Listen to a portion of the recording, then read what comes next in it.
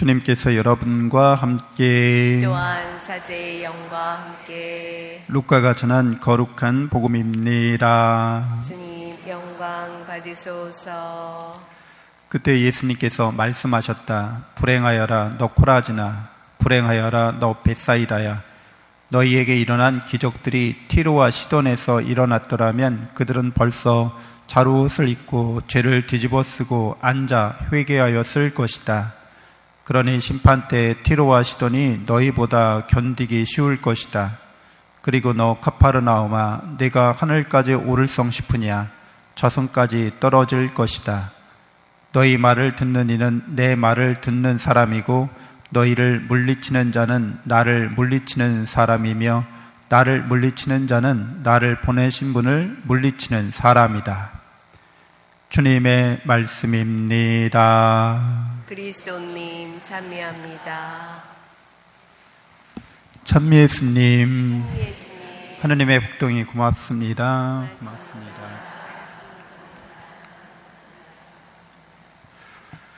네, 제 1독서에서 욥이 이제 하느님을 만나는 그런 대목을 우리는 듣게 됩니다. 욥이 의인, 올바른 사람으로서 큰 축복을 받은 사람으로서 사람들에게 존경과 이렇게 명예를 얻은 사람인 거죠. 그가 하루아침에 그의 재산과 또 그의 자녀들과 또 자신의 건강까지 다 잃어버리게 됩니다. 그래서 당시 사람들은 이러한 저주와 같은 이런 상황들을 보면서 욥이 죄를 지었다. 너는 이런 벌을 받는 거 보니까 너는 위선자고 너는 악인임에 틀림없다. 회개해라. 이렇게 이제 닥달하는 거죠. 친구들이 와서 슬퍼하면서 동정하면서 이제 그런 식으로 몰아가니까 욥이 나는 이렇게 벌 받을 만한 일을 하지 않았다. 이렇게 얘기하는 거죠. 그래서 하느님한테 이제 판가름해 주십시오. 이렇게 하느님을 심판의 자리로 하느님과 나 사이에 시시비비를 가리겠다는 그런 마음으로 하느님께 나아갑니다. 하느님께서 이제 폭풍 속에서 대답하셨다고 해요. 그 하느님은 우리가 신비한 하느님인 거죠. 우리 인간의 지적인 능력으로 하느님을 완전하게 이렇게 파악할 수 없죠. 그래서 인생사에서 이러저러한 일이 왜 일어나는지 우리가 완전히 다 파악할 수는 없습니다. 그러니까 욥에게 일어난 일이 욥이 죄를 지었기 때문에 벌로 내려진 일이라고 그렇게 해석할 수 있는 어떠한 정확한 근거나 그런 기준 같은 것들은 사실 없는 거죠. 근데 이제 세상 사람들은 그런 불분명한 거를 싫어하기 때문에 이런 일이 일어난 거는 반드시 이렇기 때문이야. 이렇게 이제 서로 원인과 결과를 짝지우고 싶은 거죠. 근데 이 사람이 벌 받는 걸 보니까 죄 지은 게 틀림없네. 이렇게 그래야 마음이 좀 편안한 거죠. 이게 질서가 있고 이게 반드시 이런 법칙에 의해서 이렇게 되어야만 한다고 여길 때 좀 안심하고 살아갈 수 있는 거죠.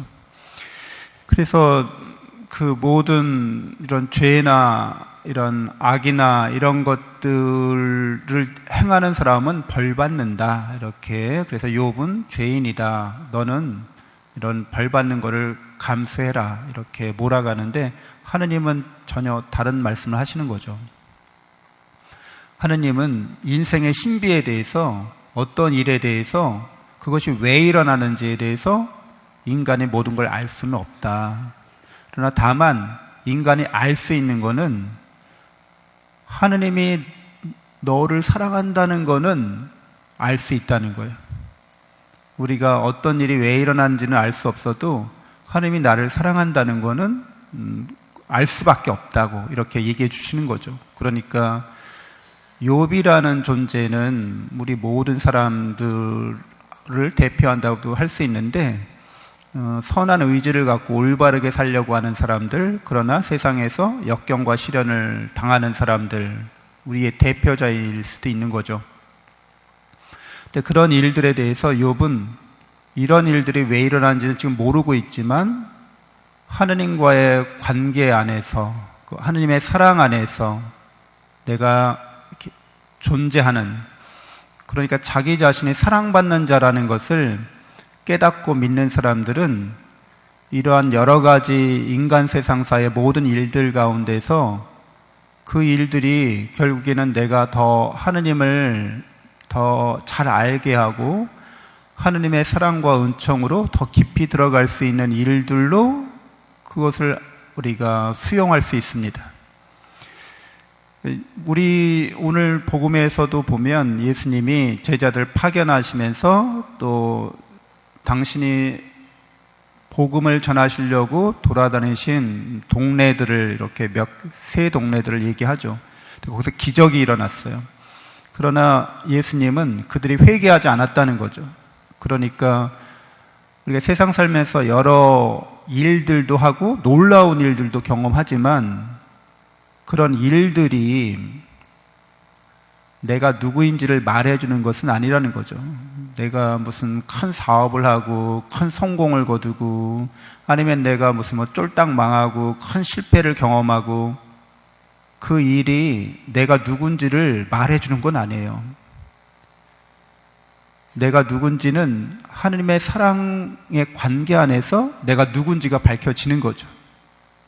그래서 기적이 일어났다고 무슨 큰 위대한 일을 우리가 경험했다고 그것이 내가 누군지를 말해주는 게 아니라 하느님이 나를 사랑하고 있다는 것이 내가 누군지를 밝혀내게 하는 거죠. 그리고 하느님이 나를 사랑한다고 하는 것, 내가 그 사랑 속에 있다고 하는 것은 그 관계의 진실성은 이 세상 살아가면서 힘들고 어려울 때 잘 드러납니다. 정말 여러분이 인생을 살면서 남기고자 하는 것이 좋은 인간관계 아니에요? 좋은 관계. 그리고 그 좋은 관계를 통한 나의 성장, 함께 성장하는 거죠. 인격적으로 성장하는 길을 걸어가는 거잖아요. 좋은 관계를 통해서, 행복한 관계를 통해서 내가 인간적으로 성숙하는 거잖아요. 그거 외에는 사실 우리가 목적으로 삼을만한 게 없는 거예요. 돈을 많이 버는 거나 아니면 무슨 큰 위대한 업적을 성취하는 거나 역사책에 기록되거나 신문에 나거나 이렇게 사람들의 입에 이렇게 좋은 평판을 얻는 거나 그런 것들을 목적으로 하지 않는다는 거죠.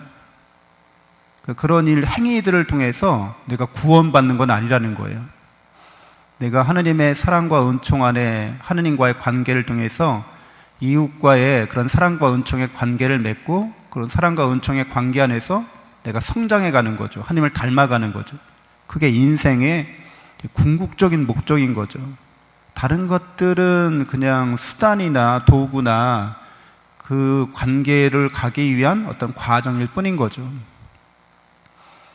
그러니까 어떤 기적을 봤다고 해서 그게 중요한 게 아니라 하느님과 내가 어떤 관계에 있는지가 진정 내가 누군지를 이렇게 밝히 드러나게 하고 그렇기 때문에 나는 이런 역경과 시련을 우리가 경험한다 할지라도 닥친다 할지라도 그 관계의 진실성을 향해서 우리가 나아갈 수 있는 은총의 계기가 되는 거죠. 그래서 그것을 통과함으로써 고난과 역경을 통과해 감으로써 우리는 그 하느님과 나와의 관계의 진실성에 더 충실할 수 있게 됩니다. 그러니까 좋은 일도 물론 좋은 일이지만 안 좋은 일은 더 좋은 일이 됩니다.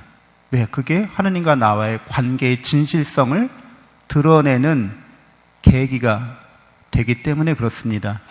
그래서 예수님께서 기적이 일어난 동네들이 회개하지 않았다고 이렇게 말씀하시는 것처럼 아무리 놀랍고 위대한 일을 보고 우리가 행한다 할지라도 하느님과의 사랑의 관계 속에 있지 않으면 다 허망할 뿐이죠. 다 사라지고 잊혀지고 먼지처럼 흩어질 일들에 불과합니다. 잠시 눈을 감고 묵상하겠습니다.